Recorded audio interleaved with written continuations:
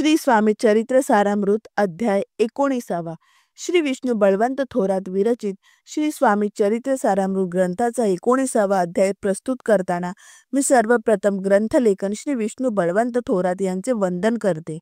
श्री गणेशाय नमः, श्री सरस्वती नमः, श्री वासुदेवाय नमः, कुलदेवताय नमः, स्वामी समर्थाय नमः. श्री स्वामी चरित्र सारामृत ग्रंथाचे लेखक श्री विष्णुबुवा म्हणतात, आपण हा ग्रंथ नियमित श्रवण करावा. त्यामुळे आपल्याला परब्रह्म काय आहे ते कळेल व त्याचबरोबर दिव्य ज्ञान प्राप्त होईल.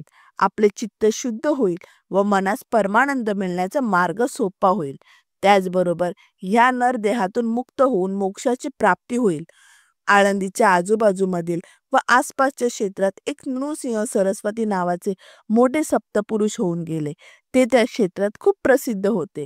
त्यांना योगाभ्यासाचे खूप ज्ञान होते. तरी सुद्धा त्यांनी कृष्णा नदीच्या तीरावरील अनेक पवित्र स्थळांना भेटी दिल्या. योगातील अनेक प्रकारचे ज्ञान असलेले अनेक महासाधू संतांना पण त्यांनी भेटी दिल्यात. पण तरी सुद्धा हठयोगाविषयी त्यांना अधिक विशेष माहिती त्यांना कोणी देऊ शकले नाही. त्यामुळे आपल्याला हठयोग यावा ही त्यांच्या मनात खूप इच्छा होती. श्री स्वामी समर्थ महाराजांविषयी त्यांनी बरेच काही ऐकले होते व अनेक लोकांकडून स्वामींचा महिमा ऐकून त्यांची महाराजांना भेटण्याची तीव्र इच्छा त्यांच्या मनात झाली. त्यामुळे ते महाराजांचे दर्शन घेण्यासाठी अक्कलकोट येथे आले. नृसिंह सरस्वती महाराज अक्कलकोटला का आले आहेत हे श्री स्वामी महाराजांना अगोदरच कळून चुकले होते. त्यामुळे जेव्हा ते महाराजांचे दर्शन घेत असताना श्री स्वामी समर्थ महाराज योगातील आज्ञाचक्र भेद कसा करावा याबाबत एक श्लोक म्हणतात.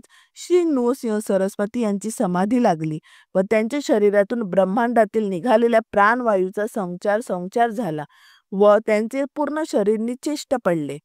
त्यावेळी तेथे जमलेल्या सर्व स्वामी भक्तांना खूप आश्चर्य वाटले.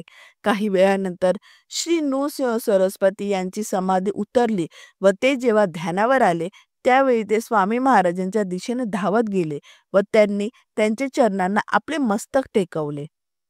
स्वामी समर्थांच्या परम दर्शनाने त्यांच्या चित्ताला खूप आनंद झाला. ते आपल्या मनात विचार करत होते की मी हठयोग शिकण्यासाठी फालतू इकडे तिकडे भटकलो व माझा अमूल्य वेळ नष्ट केला. तहान लागल्यावर विहीर जवळ असूनही विहिरीचे पाणी जसे पिता येत नाही अगदी तसेच माझे झाले होते. हठयोग शिकण्यासाठी खूप प्रयत्न केले पण ते सर्व कष्ट व्यर्थ गेले. ते स्वामींना म्हणाले की आज तुमच्या कृपेनेच माझ्या इच्छा पूर्ण झाल्यात. आता माझ्या चिंता पण दूर झाल्या आहेत व त्यामुळे माझा कार्यभाग आता पूर्ण झाला आहे. त्यानंतर काही दिवस श्री नृसिंह सरस्वती यांनी तेथे व्यतीत केल्यावर नंतर त्यांनी श्री स्वामी समर्थ महाराजांची आज्ञा घेतली व ते आपल्या आळंदीला परत आले. आता त्यांच्यात असलेल्या सिद्धी वेगाने कामे करू लागल्यात. त्यामुळे त्यांची कीर्ती जोमाने जिकडे तिकडे वाढू लागली. एक दिवस ते पुन्हा स्वामी महाराजांच्या दर्शनासाठी अक्कलकोटला येतात. तेव्हा त्यांना स्वामीच आपले खरे गुरु आहेत याची प्रचिती येते. त्यामुळे ते स्वामी महाराजांना वंदन करून आपले हात जोडून उभे असताना स्वामी त्यांना म्हणतात की का रे बाबा, तू आपली सिद्धी अजून सोडली नाही असे मला दिसत आहे. आता तरी तुझ्या अंगी असलेली सिद्धी सोडून देशील तरच तुझे भले होईल व तुला श्रेष्ठत्व प्राप्त होईल व तुझं अंतकाळ प्रभूच्या चरणी होऊन मोक्ष पावशील.